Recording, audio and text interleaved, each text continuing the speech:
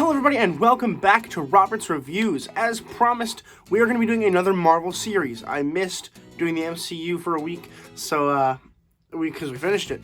So we are going to be doing something a little different where I'm going back and watching all of the movies that Marvel released that weren't part of the MCU.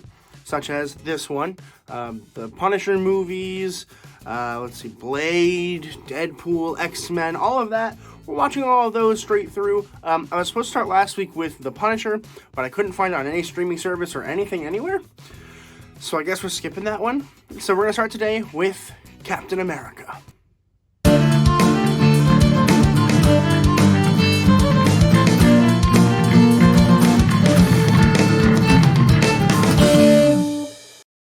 Captain America was released in 1990. It was written by Stephen Tolkien and directed by Albert Pyun.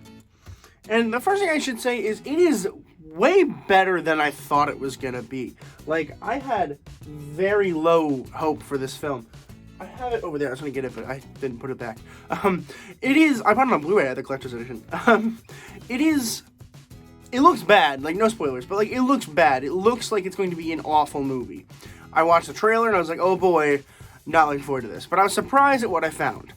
And what I found was that the story was actually really not bad.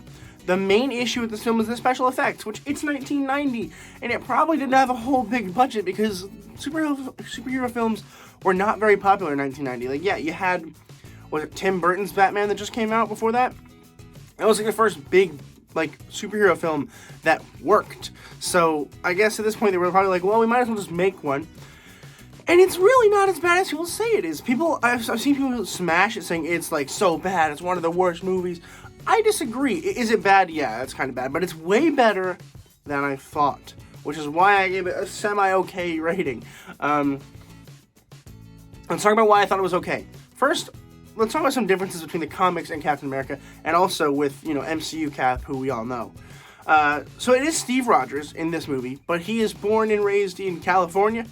I don't know why. It makes no difference story-wise, whether it's set in California or New York. They just went with California, and I was like, why? Like, there's no reason to. There's no reason not to either, so, like, I'm not mad about it, but, like, also, why?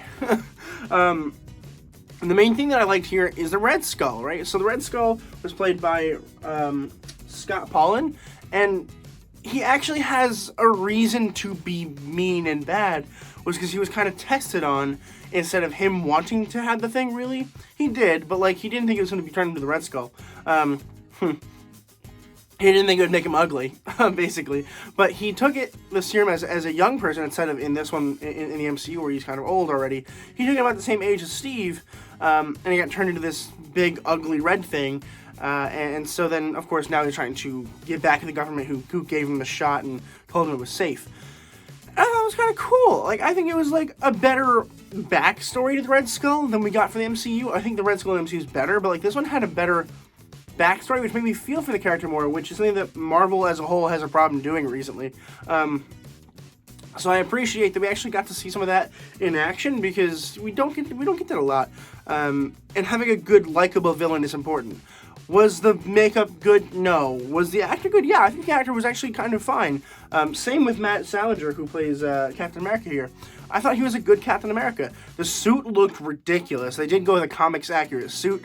It looked wildly uncomfortable. The eyes were like over here, so it wasn't like matching or anything.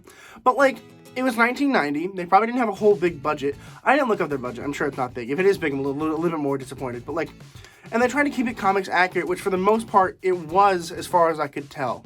But it was definitely a fun movie. I had a good time, like, oh, hey, he's running. He's got the shield. The shield kind of looks stupid in a lot of parts. The fighting is not great, but there are some parts where, like, Captain America will, like, do backflips and, like, throw the shield. I'm like, oh, cool. Like, even in MCU, we don't get a whole lot of that. They do, I think the main, villain of this movie is the editor, who edited this movie so poorly. I mean, we cut from, like, him doing a backflip to him ending the backflip in, like, a second. And I'm like, why didn't we just see the whole backflip? And, like, the set is kind of pretty cool, but, like, for the most part, it isn't, like, very well done. Like, the film itself is not well done. The editing's not good. The music's pretty good, actually. I'm impressed with the music. The cinematography is not bad, but definitely not good. The story is okay. I mean, it's your typical Red Skull story, but instead of in Captain America: The First Avenger, where we see just before he goes into the ice, we speed it up a little bit, and we see the first half of the movie, which is him becoming Captain America and going to the Thing, and then the second half is him after the ice, going after the Red Skull again, because the Red Skull wants to destroy America again for some reason. Which brings me to a couple thoughts that I didn't like about the film, which is Red Skull just kind of was like, snap, first try, didn't work, gotta wait until Captain America comes back. It was silly, it was stupid. And there was something I was just thinking about, the reason why Captain America is so popular in the MCU is because we get this really great opening film where most of it we spend with Skinny Steve, and getting to know Skinny Steve, and getting to know his actual traits and personality. Whereas in this one, it was like, that's Steve Rogers, and he has like a gimp leg, which is kind of cool, I like the idea of that, but also that was the only redeeming quality that really, like, made me care for him. And they got rid of it because he became Captain America. So I was like, I don't really know if I liked that. It felt very impersonal, whereas in the MCU, it was very much like, we really care for Steve, and when he comes to Captain America, we really care for him even more. And it felt more like a historical period drama than this one did. This one didn't feel like it at all, which I love historical period dramas, so I don't know why well, I guess I do know why we did it, because they realized that this one didn't work, so they had to fix something. But I thought it was okay. Like, it really isn't the worst movie I've ever seen. Is it the worst Marvel movie I've ever seen? Also, no, because I've watched Howard the Duck. I've watched Howard the Duck. This is the second part of the series. Heck yeah. Part 2, baby.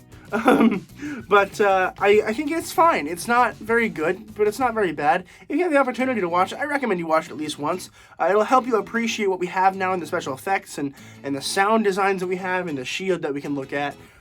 You'll appreciate all of that a lot more after you watch this movie, but you'll be like, hey, that wasn't the worst thing I've ever seen. And so I'm going to go ahead and give Captain America a C+. Have you seen this Captain America? Let me know in the comments below. What did you think? Am I wrong? I think a lot of people are going to be upset with me because I actually kind of enjoyed it. I didn't love it. I'm never going to watch it again. But like, I watched it once and was like, cool. And that was it. So let me know in the comments down below what you thought of the film. I want to know. I love hearing from you guys, so definitely consider doing that. Consider subscribing as well because it's a huge, huge help. You have no idea how helpful it is to just subscribe. It's a quick little thing you can do. It's a quick little red button push, and it makes me feel a lot happier. So definitely consider doing that. Please consider liking the video, share with your friends, and as always, keep watching movies and television, stay educated, and I'll see you guys in the next video.